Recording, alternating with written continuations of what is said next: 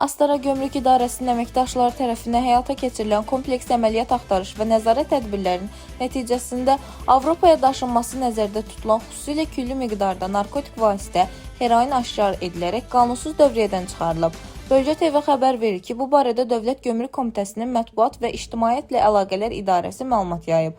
Bildirilib ki, Azərbaycan Respublikası ərazisində tranzit keçməklə İran İslam Respublikasından Estoniya Respublikasına kafel yapışdırıcı yükü aparan vaqon Astara Dəmir Yolu Gömrük postunda saxlanılıb və yükə stasionar rentgen qurğusunda baxış keçirilib. Baxış zamanı şübhəli cizgilər müşahidə olunduğundan yükə kineoloji xidmət iti vasitəsilə əsaslı gömrük yoxlanılması tətbiq edilib. Kineoloji xidmət itinin reaksiyasından sonra aparılan yoxlama zamanı 3250 ədəd kisədən 44-ündə xüsusilə küllü miqdarda qablaşdırılmaları ilə birlikdə ümumi təqribi çəkisi 456 kiloqram 800 qram olan narkotik vasitə heroin aşkar edilib.